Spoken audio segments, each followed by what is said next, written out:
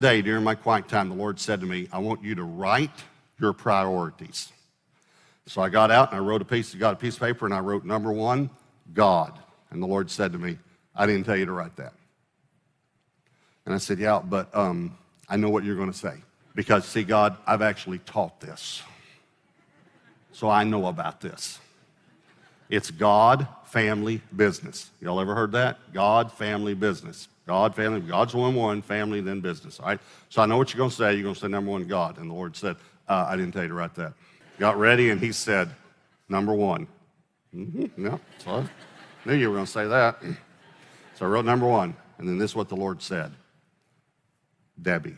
And I said to him, Lord, that's not right. You're supposed to be number 1. Here's what he said, and it's changed my life. He said, son, when you're married, if you'll put your spouse as number 1, you are putting me number 1. So this summer, the Lord spoke this series to me called Divinely Human. Now, here's what I mean by that, all right? But Jesus was fully divine and fully human. Fully divine and fully human, okay? I am not fully divine. I know that surprises some of you. But I am fully human. But I am partially divine.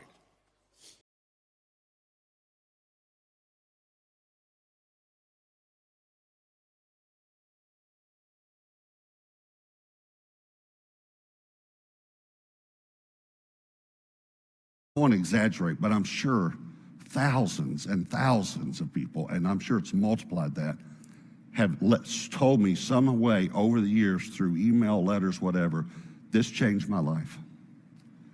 When I started giving the first 10% to God, He changed everything. And here's what I'd like to do. I'd like to just challenge you. I've done this with our church. I've told our church on multiple occasions, I've said to them, if you'll try it for 1 year, if you are not fully satisfied at the end of that year, I'll give you your money back. Authority over the enemy. And then he grabs a chair and he pulls it up and he sits down in front of me and he pats me on the knee like this. And he says, the only person that I've ever met that had more demons than you was James Robinson. Oh, it's hilarious. Well, I'm so glad you're here. We have a great speaker tonight. We have a fantastic speaker tonight. I've listened to Bishop T.D. Jakes for years. I have actually, for those of you who are members of Gateway, I've actually preached some of his messages, but you didn't know it. He is one of my pastors. I love to listen to him because he is full of the Word and the Spirit of God. And God is using him. God is using him in an incredible way. From Black 185 in our digital community said, do you think, I'm assuming, LGBT community and the Black church can coexist? Absolutely. Let me push that question, because that's sort of an obvious yes. Church ain't turning nobody away. How should the Black church and LGBT community exist? I think it's going to be diverse from church to church. Every church has a different opinion on the issue, and every gay person is different. And I think that to speak the church, the Black church or white church or any kind of church you want to call it, are all the same is totally not true. And all gay people are not the same. The types of relationships that are afforded are based on the types of people in each individual case. Yeah. And LGBTs of types and sorts have to find a household of worship that reflects what your views are and what you believe like anybody else. And the church should have the right to have its own convictions and values. If you don't like those convictions and values, you totally disagree with it, don't try to change my house, move into your own. Thank you, thank you. Thank you. I am so honored to be here. I love you guys so much. Thank you. I love Pastors Michael and Natalie so much. They've been in our home. We've gotten to know them. You know, he talks about that. I started mentoring him from one of the books. That book, by the way, The Blessed Life, that was the first book that I wrote.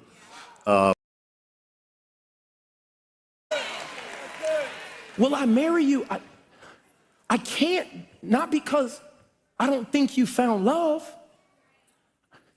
Just as a kingdom ambassador, when I look back at the orders that are in the Constitution of the kingdom,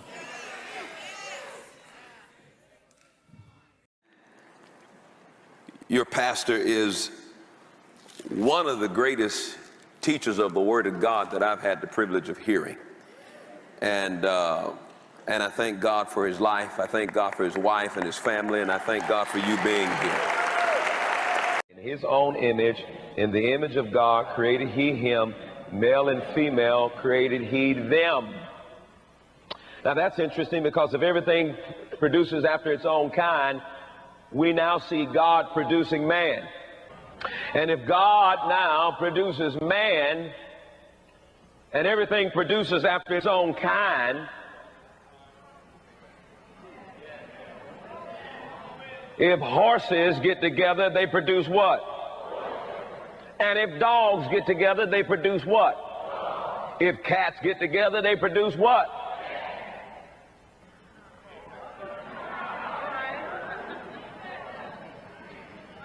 But if the Godhead gets together and say, let us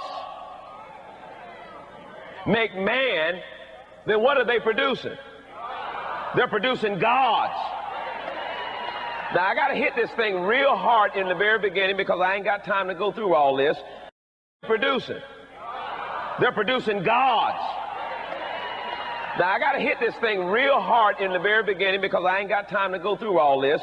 But I'm going to say to you right now, you are gods, little g. You are gods because you came from God, and you are gods. You're not just human. The only human part about you is this physical body that you live in. The real me is just like